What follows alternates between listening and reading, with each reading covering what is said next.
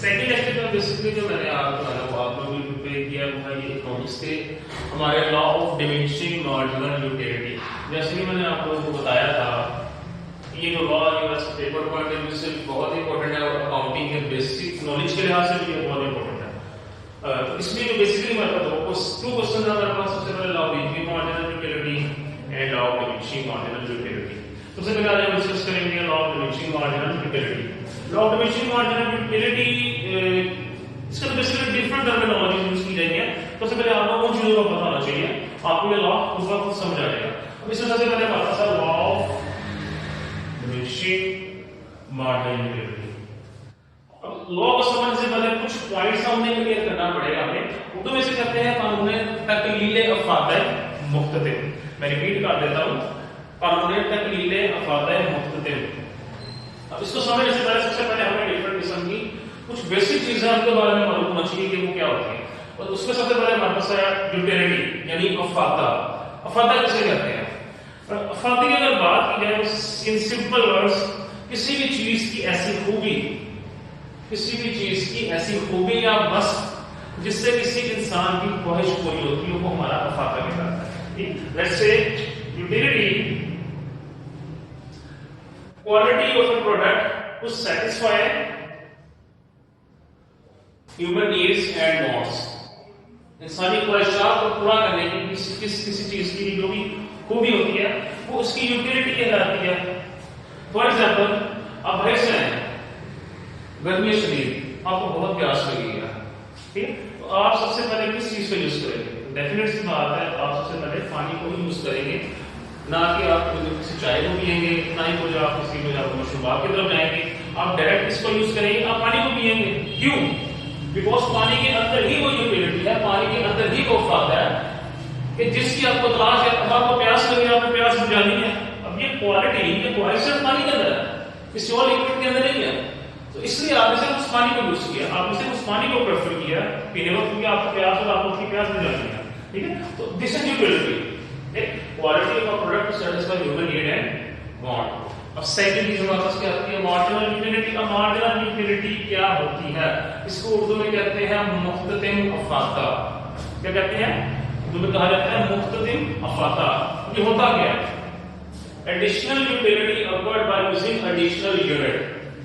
एक अजाफी इकाई को यूज करने से, एक अजाफी इकाई को इस्तेमाल करने से जो आपको इजाफी अफादा होता है उसे क्या कहते हैं? मुख्तलिफ अफादा या मार्जिनल यूटिलिटी। फॉर एग्जाम्पल आपको भूख लगी है, आपने एक सेब खाया, एक के बाद आपने दूसरा सेब खाया। अब जो पहला सेब खाया उससे आपको डेफिनेटली सी बात है, उससे आपको अफादा हुआ है, उससे आपको यूटिलिटी हुई है। लेकिन एक के बाद आपने दूसरा एप्पल यूज किया, दूसरा सेब खाया है, तो डेफिनेट सी बात है दूसरा यूनिट यूज करने से, दूसरा सेब यूज करने से भी आपको उससे भी यूटिलिटी मिली है। दैट मींस पहले यूनिट के बाद आपने एडिशनल यूनिट यूज किया, कौन सा? दूसरा सेब, सेकंड एप्पल। तो एडिशनल यूनिट यूज करने से आपको एडिशनल यूटिलिटी भी मिली, मतलब आपने दूसरा सेब यूज किया, दूसरा एप्पल खाया, तो उससे आपको मजीद अफादा हुआ। तो ये हमारा मार्जिनल यूटिलिटी कहलाता है, ठीक है। इसके अलावा हमारा और भी डिफरेंट होते हैं, like negative utility, positive utility. अब पॉजिटिव यूटिलिटी क्या होती है? मतलब मुस्बत अफादा, ठीक है। जब तक आप किसी चीज को कंज्यूम कर रहे हो, जब तक आप किसी कमोडिटी को, यूनिट्स को यूज कर रहे हो, तो उससे आपके कुल अफादे के अंदर इजाफा होता जा रहा है। मैं फिर रिपीट कर देता हूं, जब आप यूटिलिटी यूज कर रहे हो, किसी कमोडिटी को यूज कर रहे हो, तो उससे आपका जो अफादा यूटिलिटी बढ़ती जा रही है, वो तब तक आपका मुस्बत अफादा कहलाएगा, मतलब वो आपकी पॉजिटिव यूटिलिटी कहलाएगी। लेकिन जब आप उस चीज को यूज करने से फुली सेटिस्फाई हो जाते हो, आप कहते हो कि मुझे अभी चीज को यूज करने की मजीद ख्वाहिश नहीं है, तब वो आपकी यूटिलिटी बन जाती है जीरो यूटिलिटी। वो पॉइंट क्या कहलाता है? जीरो यूटिलिटी, मतलब सिफर अफादा। उस पॉइंट के ऊपर आके आपको चीज को मजीद यूज करने की ख्वाहिश नहीं रहती। लेकिन स्टिल अगर आप कंटिन्यू रहते हो उस चीज को उसी तरह इस्तेमाल करने में, तो वो then that utility becomes your negative utility, तब वो फायदा आपका मनफी फायदा होता है, ठीक है। एनीवेज हम आते हैं ऑटोमेशन मार्जिनल यूटिलिटी पे।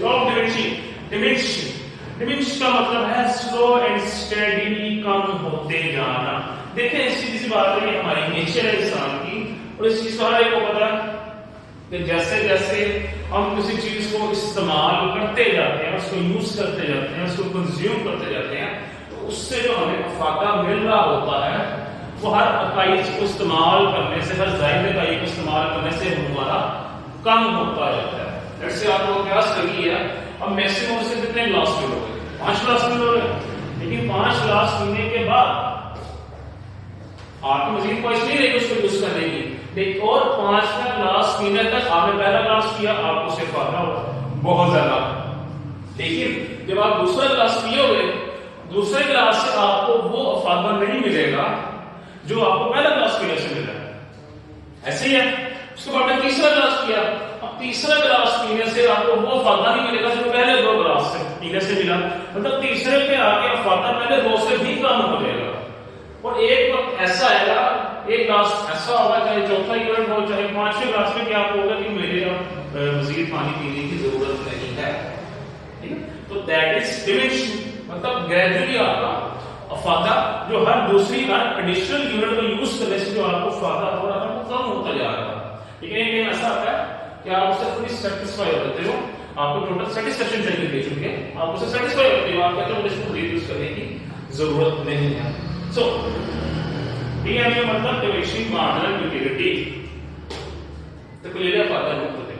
Continuous use of commodity gets less and less utility till it reaches to 0, then it becomes negative। ठीक है, किसी एक कमोडिटी का, एक यूनिट का कंटीन्यूअस लगातार इस्तेमाल हमें जो है ना उसकी जो है ना बार बार कंटीन्यूअस इस्तेमाल से उसका फायदा हमारे पे कम होता जाता है।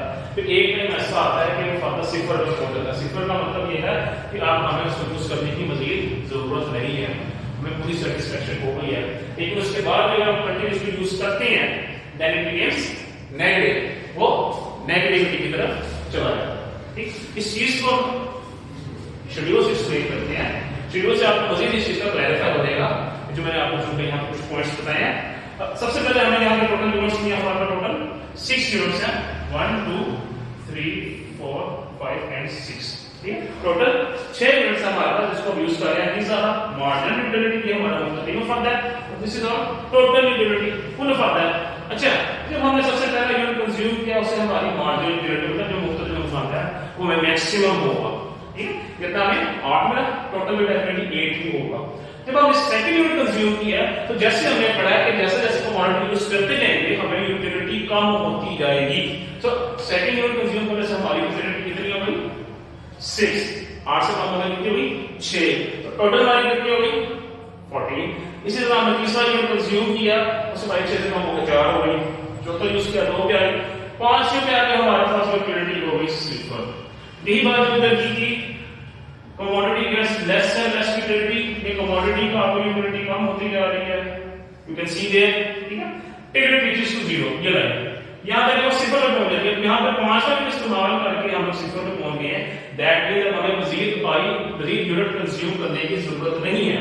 यहां तक आके हम लोग फुली सेटिस्फाई हो चुके हैं, but still negative becomes negative. इसके बावजूद भी अगर आप कंज्यूम करते हैं तो वो नेगेटिव में ले जाएगी आपको, दैट मींस वो आपको लॉस होगा उसका, मतलब नुकसान कर देगी। अब 6 यूनिट यूज किया हमने तो वो हमें -2 में दे दिया, तो माइनस आपको डेफिनेट सी बात है वो हमें नुकसान दे रही। कैसे? अब 4 यूनिट पे आगे 2 है, मतलब मैक्सिमम 20 है। 5th में भी आगे हमारी टोटल चेंज नहीं हुई, मतलब हमें 5th यूनिट से कोई यूटिलिटी नहीं होगी, हमारी सेटिस्फेक्शन भी कोई होगी, इसलिए यूटिलिटी नहीं हुई, दैट मींस टोटल चेंज नहीं हुई। लेकिन स्टिल जब आप उसको कंटिन्यू रखा हुआ यूज करने के लिए तो वो आपको नेगेटिविटी में, मतलब आपकी टोटल यूटिलिटी को कम करती जाएगी। अब अगर जो कुछ टर्मिनोलॉजीज की बात करें, जो मैंने आपको बताया था पॉजिटिव यूटिलिटी या मस्बूत फायदा, तो मैंने ये बताया था कि जब तक आपका फायदा कुल फायदा बढ़ता रहता है तब तक जो आपको जो फायदा है वो मस्बूत फायदा कहलाता है, मतलब तब तक यूटिलिटी को पॉजिटिव यूटिलिटी कहलाती है। तो अगर यहाँ तक बात करें, यहाँ तक जो है वो हमारी यूटिलिटी बढ़ती रही है, 8 से 14 हो गई, 18 18 से 20, मतलब ये हमारे पास क्या कहलाएगी? यहाँ से पॉजिटिव यूटिलिटी। ठीक है, ये हमारी क्या कहलाएगी? Positive utility. लेकिन जब हम अपने यूनिट्स को कंज्यूम कर लेते हैं, मतलब अब हमें मजीद उसकी जरूरत नहीं है कंज्यूम करने की, तो वो हमारी होती है जीरो यूटिलिटी, मतलब ये पॉइंट। अब यहाँ पे हमें मजीद यूज करने की जरूरत नहीं है, यूटिलिटी जीरो पे पहुंच चुकी है, that is your zero utility. लेकिन स्टिल उसके बाद अगर आप कंज्यूम करते हो तो माइनस में रहेगी, that becomes your negative utility. ये जो शेड्यूल, इसको अगर हम डायग्राम से इसको अगर मेंशन करते हैं तो ये हमारे पास आपके सामने, ये हमारे पास लाइन है, ये हमारे पास एक्स एक्सिस कहलाती है, ये हमारे पास वाई एक्सिस है। वाई एक्सिस हमेशा हम अपनी मार्जिनल यूटिलिटी को लिया जाता है और एक्स एक्सिस हम अपने यूनिट्स को लेते हैं, ठीक। अब इसको आप देख सकते हैं कि हमारे पास टोटल कितने यूनिट्स हैं, टोटल हमारे पास 6 यूनिट्स हैं, ठीक, जिसको हमने एक डिफरेंस में प्लॉट कर दिया। अच्छा, एक और बात बड़ी इंपॉर्टेंट मैं यहाँ पे बताता है, जो पेपर में बच्चों को मसला होता है, तो उसी की वजह से मतलब डायग्राम में ठीक बनती, वो ये कि आपने यूनिट्स के दरमियान जो डिफरेंस रखना है वो आपका सेम होना चाहिए, मतलब 1 से 2 के दरमियान जो डिफरेंस होगा वही 2 से 3 के दरमियान रखना है, 3 से 4 के दरमियान है वही आपने 4 से 5 के दरमियान रखना है, और जो डिफरेंस इधर आपने क्रिएट करना है वही डिफरेंस इन वैल्यूज के दरमियान आपने रखना है, तब आपकी डेफिनेट आपकी जो डायग्राम है वो 100% एक्यूरेट बनेगी। अच्छा, अब बात करते हैं डायग्राम की। पहले जो कंज्यूम करने पे हमारे पास कितना है टोटल मार्जिन यूटिलिटी में थी 8, ठीक है, तो यहाँ पे मार्जिन यूटिलिटी थी 8 है, इसके सामने डॉट लगा दीजिए, ठीक है। सेकंड कंज्यूम करने से सेकंड में क्या मिला हमें 6, सेकंड में 6 मिला हमें, तो हमारे पास पहले में था 8, सेकंड में 6 आ गया, इसी तरह तीसरे पे आ गया 4, ठीक, चौथी पे आ गया हमें 2, 5वीं पे आ गया हमें 0 हो गया, मतलब इसमें आगे मजीद कंज्यूम करने की जरूरत नहीं थी, 5वीं कमोडिटी पे आके हमें ये 0 आ गया, ठीक। लेकिन स्टिल इसके बाद अगर हमने एक्स्ट्रा यूनिट कंज्यूम किया तो उसके अंदर हमें क्या हुआ, वो नेगेटिविटी में ले लिया, दैट मींस हमें यूटिलिटी है वो हमें लॉस की तरफ ले जाएगी, हमें फायदा नहीं मिलेगा, नुकसान होगा। तो इसमें देखें, इसमें जो हमने छोटा यूनिट कंज्यूम किया था -2 एरिया, दैट मींस वो लॉस की तरफ लेके जा रही है, तो -2 दैट मींस छोटी यूनिट कंज्यूम करेंगे तो हमें ये हमारा पोर्शन लॉस को शो करता है, दैट मींस वो चीज हमें पॉजिटिविटी में नहीं रहने देगी, उसकी इससे पॉजिटिविटी खत्म हो जाएगी और वो नेगेटिविटी में रहेगी, जिसका अल्टीमेट हमें लॉस होगा फायदा होने की वजह। ये था आपका हाउ कैन मार्जिनल यूटिलिटी, इस चीज को आपको इसी तरह एक्सप्लेन करना है, इसी तरह प्रेजेंट करना है, ठीक है।